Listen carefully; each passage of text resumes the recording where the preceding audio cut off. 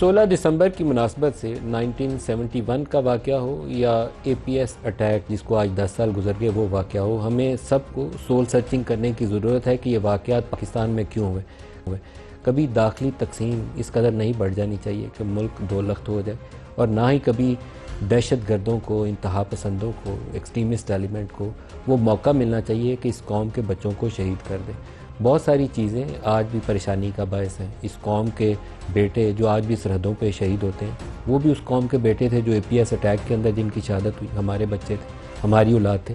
और वो सारे पुलिस के जवान हों, FC के हों या फ़ौज के जवान हों जिनकी रोज़ाना शहादत हो रही है, वो भी इस कौम के बेटे हैं। तो हमें कहीं अपना वो रास्ता दुरुस्त करने की ज़रूरत है जहाँ इन एलिमेंट्स को मौका मिल जाता है कि पाकिस्तान के अंदर घुस आएँ और हमारे बच्चों को, हमारे जवानों को, इस कौम के बेटों को शहीद करें।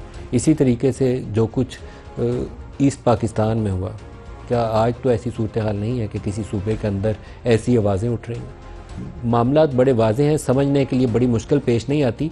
इस्लाह करने के लिए जो फ़ैसले करने हैं उसके अंदर हम शशोपंज में और गुरेज़ में मुब्तला रहते हैं, झिझक में मुब्तला रहते हैं।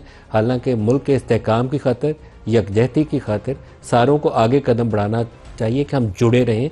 मजबूती तभी है कि हम इंटरनली आपस के अंदर जो मुफाहमत वाला रवैया है, जो माहौल है मुल्क के अंदर, वो साजगार रहे।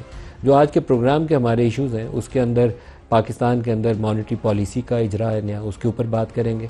और एक जॉइंट सेशन का जिक्र हो रहा था, अब ये मालूम नहीं पड़ रहा कि वो होना या नहीं होना। ताज़ा उसके ऊपर अपडेट ये है कि शायद जमीयत उलमा इस्लाम फजलुर रहमान ग्रुप के साथ जो बिहाइंड द सीन एक बातचीत का अमल चल रहा है मदारस रजिस्ट्रेशन के हवाले से, उसको गुंजाइश देने के लिए मुमकिन तौर पर जॉइंट सेशन हो सकता है, कल ना हो, ये इम्कान ज़ाहिर किया जा रहा है।